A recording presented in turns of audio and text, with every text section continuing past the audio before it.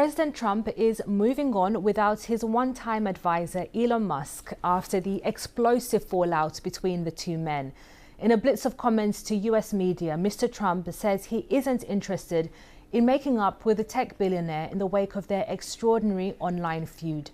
Mr. Musk was once an enthusiastic backer of the president, but in the past week, since leaving his job at the White House, he began voicing opposition to Mr. Trump's flagship budget bill, which is making its way through Congress. Mr. Trump now suggests he may cancel government contracts and subsidies with Elon Musk, news that wiped billions off the share price of his company, Tesla. Our North America editor, Sarah Smith, reports. This could be the internet's favourite breakup, spawning jokes and memes around the globe, pitting the world's richest man against, arguably, the world's most powerful. There were early signs that Musk might want to make up. When Trump-supporting billionaire Bill Ackman posted, "I support Donald Trump and Elon Musk, and they should make peace for the benefit of our great country. We are much stronger together than apart," Musk replied, "You're not wrong." But is Donald Trump ready to forgive? Forget it. The public battle seems to have paused. Leaving the White House for the weekend, Donald Trump had no comment. But he is still complaining about Musk in private, saying it's his drug-taking that's making him crazy. We'll have the latest on the very public breakup between Elon Earlier this morning, the president was on the phone to journalists, making clear he does not want to talk to Musk. Well, here's exactly what he said, quote, "I'm not even thinking about Elon.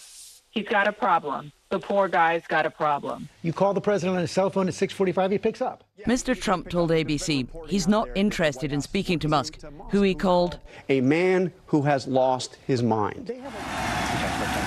Both men do have much to lose. When Donald Trump threatened to cancel government contracts worth billions with Musk's companies, he said he would decommission the only American space capsule that can reach the International Space Station, before backing off. It's the bulls having their final round of seeing who's going to be the boss. It's a standard procedure for the last several thousand years among the leaders of countries, and it will fizzle out. Remember this? When Donald Trump turned the White House into a car showroom just to help out his mate. This is a different panel than I've had. Everything's computer. Tesla sales had slumped since Musk had joined forces with him. The president even bought one himself, a car that he is now thinking of selling. And that really would be a mean blow when the Tesla share price has already tanked thanks to this very public spat.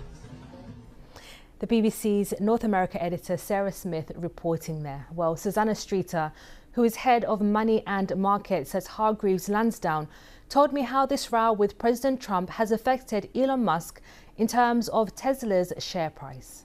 We do know that Tesla's valuation dropped by some $150 billion. That was after shares slid by around 14%. Now, they did make up a little bit of ground yesterday, but only 3%. So in no way returning to the former valuation. So it's already costing Elon Musk. And the worry is that actually, given the depth of government contracts and subsidies that Tesla benefits from, a figure put at around 38 billion, there could potentially be considerable pain to come. That's partly why this valuation has already dropped to this extent, but it's not quite known exactly the full figure of the benefits that Tesla has from all these federal contracts. And the other thing to be aware of course, is that SpaceLink is home SpaceX. Well, they've got a presence in around 100 countries,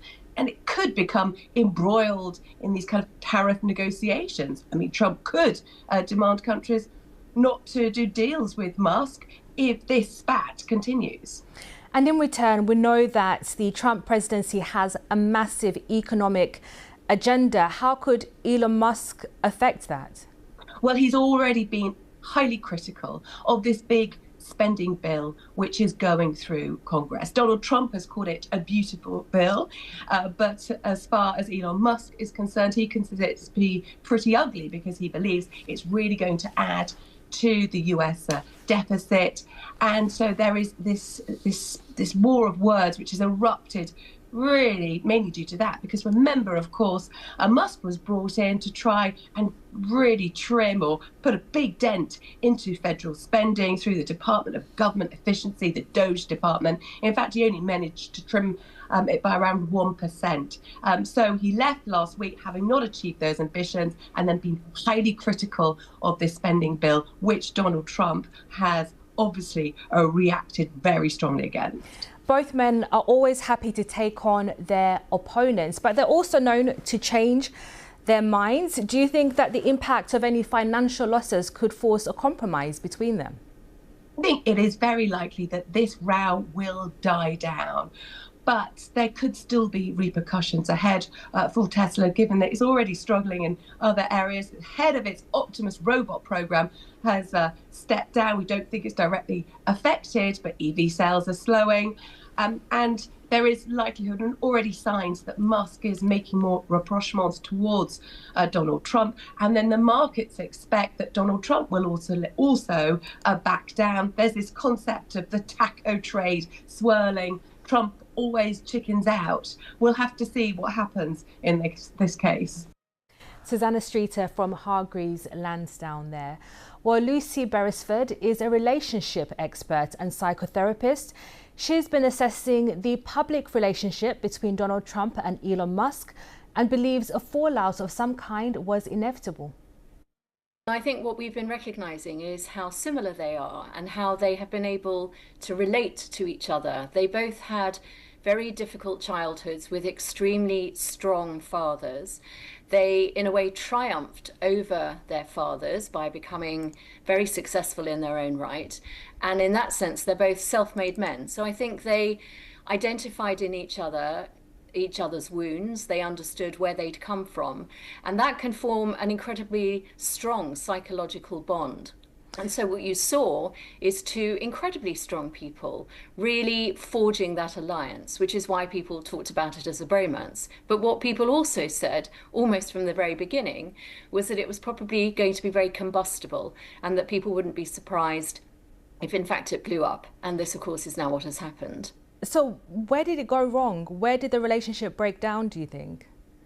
Well, I think it was always destined to fail because those egos were so large.